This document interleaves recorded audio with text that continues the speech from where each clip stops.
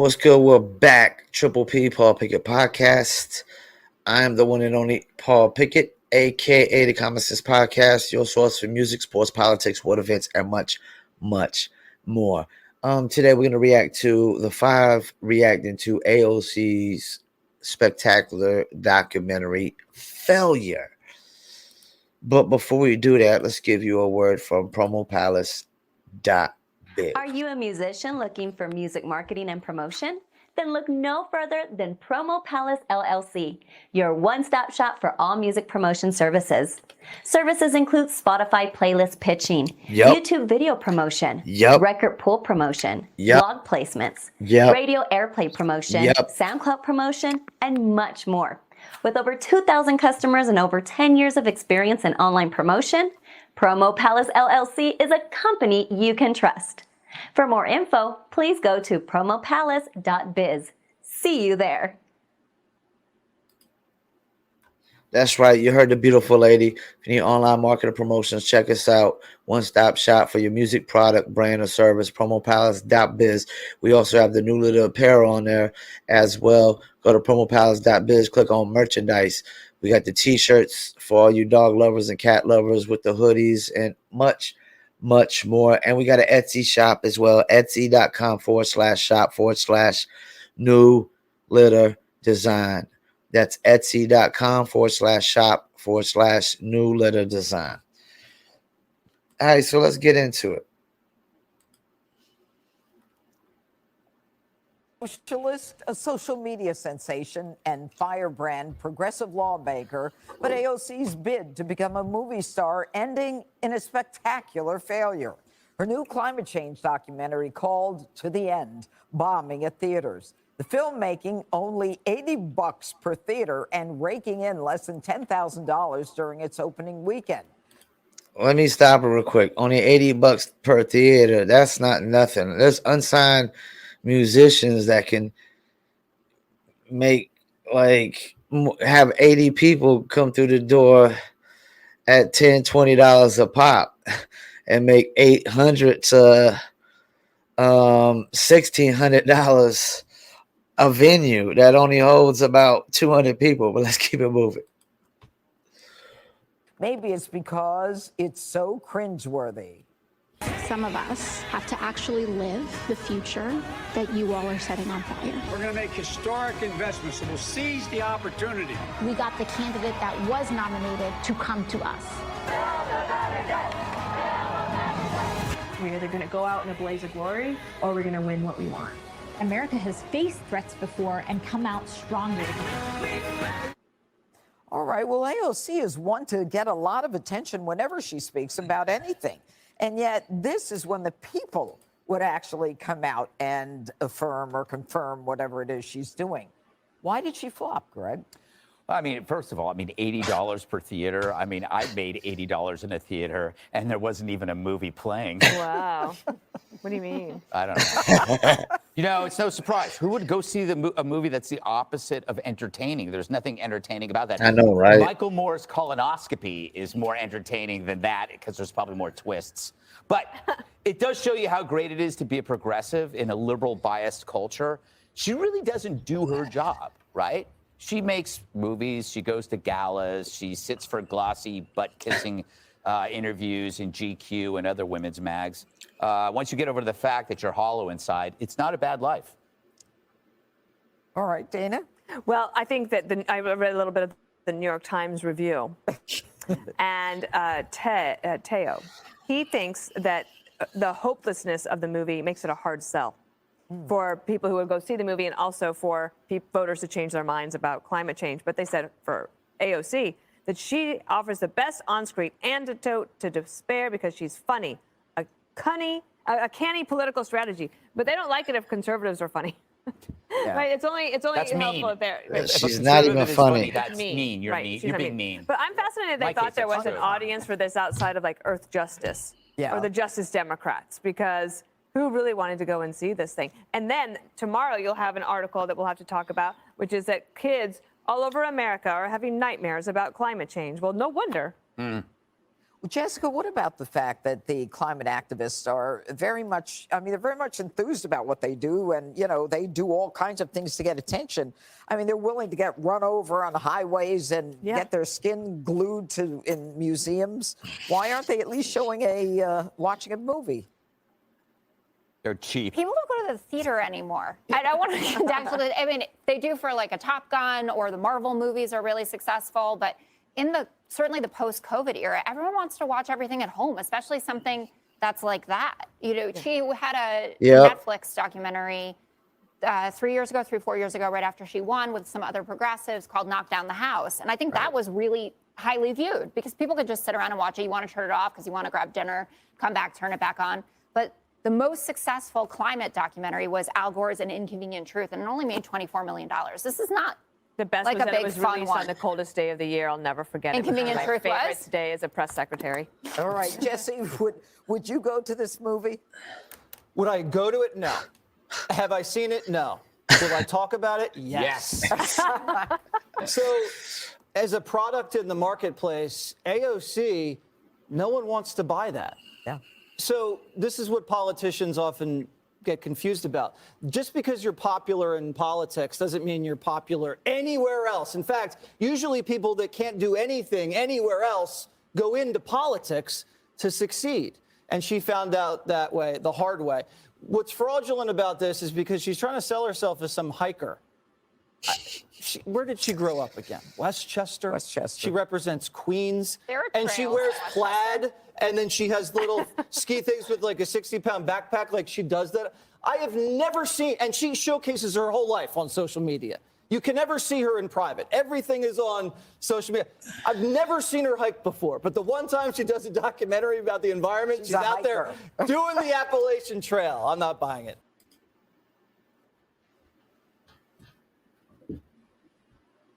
All right, so what's my take? Yes, when you go want to watch it, nobody really wants to go to the movie theater to watch a documentary. You watch those at home. And I'm pretty sure the numbers of streams on the documentary probably ain't that great either. Another thing is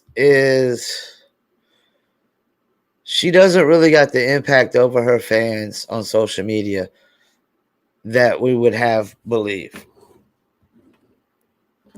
You know, she doesn't really got the feminists behind her. She doesn't really got all these people following her behind her, because she's got a nice amount of followers. Another thing is, I was watching just yesterday a documentary with Jeff Bridges called Living in the Future's Past. And when I thought I was going to watch it, I thought it was going to be like some climate change activists and stuff like that. And it really wasn't. It was very interesting. They talked about a lot of things that I'm into, like natural laws of nature. But when they got into the climate change thing, well,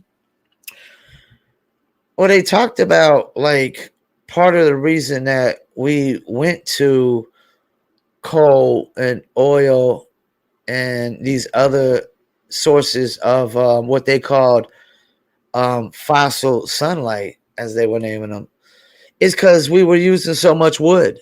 We were had to cut down so many trees and use so much wood. And that's the thing that's the part people fail to realize, is that we would have to probably go back to cutting down and using a bunch of wood to stay warmer. Because you're talking about, like, this is the thing with this whole going solar and wind. You have to make changes across the board with our whole civilization. And every civilization would have to do this. You'd have to make changes across the board with everything that deals with transportation, aircrafts, boats, everything that deals with any form of transportation. You would have to make changes across the board, and it would have to work efficiently. You can't have hiccups. You know, like, yeah, cars break down, but you know, they don't break down once you buy them, unless you buy them used, and you got screwed over. Planes aren't just breaking down every day. You know, boats and ships, they don't just break down every day. These things run pretty efficient.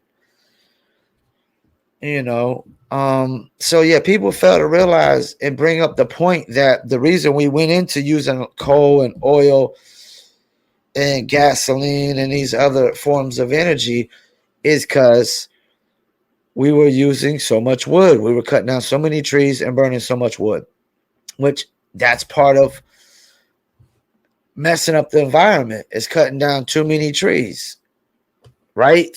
Greta Thunberg.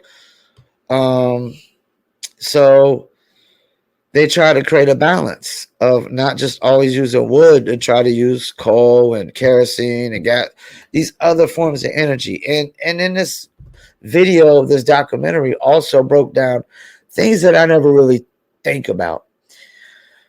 This everything in life is based around energy. Animals are expanding energy to hunt. And by the time they do capture something and eat it, all they're doing is replacing the energy that they used. People, we use a ton of energy. That's why we're eating 3 meals a day.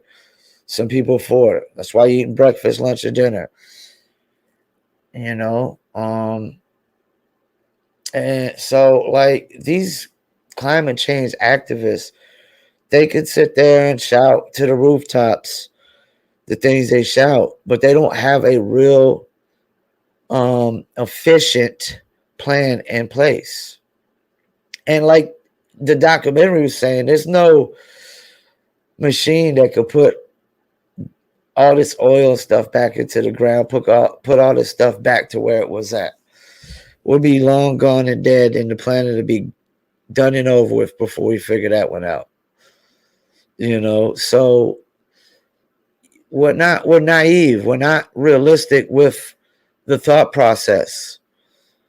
Like, you can't just get rid of all the oil and the coal. We probably got to look at it as the same sense of why we started using oil and coal and stuff in the first place, because we were using too much wood. So maybe we just need to make solar and wind just another option and balance it out. We're only using so much wood for heating, so much kerosene for heating and gas for heating, so much wind and solar for heating. And I don't even know how like heating process is going to work with wind and solar. Like, I don't know how that would work about heating my apartment, which, you know, has to have a good source of heat, because I'm in an old brick apartment. And I'm in Fayetteville, North Carolina, where it gets low as 14 degrees, you know, just this week. You know? And another thing is we also, like, this video was talking about how they take old historical weather issues that we've had and weather situations that we've had and try to pattern it around that. Like, we wasn't drilling for oil and coal and things of that nature when we had an ice age. So, like, we've always had this climate change. And like they said, Earth typically has gradual change over a long period of time. But now they say that the climate is just changing rapidly and not gradually. You know, but we've always experienced climate change, and we made it through an ice age. And, you know, it doesn't seem like, you know, the only thing I hate about climate change activists is when I ever hear anything out of their mouth like climate control. then it's just mankind trying to dictate every fucking thing on this planet like we already do. And everything can't be dictated. You can't dictate weather patterns. You can't dictate tornadoes, hurricanes, heat waves, rain, thunderstorms, lightning storm. You can't dictate these things. We probably, yes, we do things that probably, I'm not going to even say probably, we do things that I know affect them. I know affects weather, but this idea that we can just totally control it, did anybody control an ice age? No. And what truly caused that? Was it not like emissions of carbon dioxides or something, or carbon monoxides or whatever? Like, what was it? It was definitely something in the atmosphere that was too much of something or too little of something, you know? So, and that's the thing. Like, they say that Antarctica was free of ice at one point. So maybe we're just going back in, excuse me, maybe we're just going back into a recycling of weather patterns where Antarctica will be free of ice again. Maybe we're just going into that historical weather pattern. And then maybe somewhere down the line, you know, we go into another ice age. Who knows? But this idea that we could totally can control it is bogus. And as far as AOC, nobody wants to go to the movies to see a documentary. Like, I could imagine like asking some chick, hey, yo, you want to go to the movies and see this documentary? No, she want to go see a action movie or a comedy movie or probably a drama movie, you know, because women love drama. We know that much. We know they love drama. And everybody loves to laugh. Everybody loves to laugh. And I think men are real big on action, but I think everybody's big on action too. Nothing like a good action movie. Yeah, so I don't know what AOC was expecting. Like, all the climate change activists to just come out the woodworks and declare that this is the greatest documentary ever. No, like, they're already naive on the reality of the situation. We don't control the laws of nature. Climate is part of laws of nature. We don't get to control it. Yes, we do things that affect it, but we don't control it. And I don't know, we might be at a point now that where nothing we could do could really reverse it. That's the thing. People have this idea that we can reverse it. I think that's like fairy tales, imaginary. Like, it's not realistic. We can't reverse what we've already done. You know, it's like we can't change the history. We can't change the past, the mistakes that society has made as a whole. They've made those mistakes. All we could do is learn from them and try to not make those mistakes again and be better than the people that made those mistakes. But you can't do that nowadays, because nowadays, you know, like I posted on Facebook, like, we all make mistakes when you're young, but nowadays we're villainized by hypocrites with double standards for any mistake you made. You know, look, like the Jerry Jones thing, you know, you made a mistake when you were 14 years old, but you're villainized when you're 70 something. It doesn't matter what we do now. We're all going to be villainized by hypocrites with double standards. Once again, I thank you for tuning in, Paul Pickett Podcast, and I'm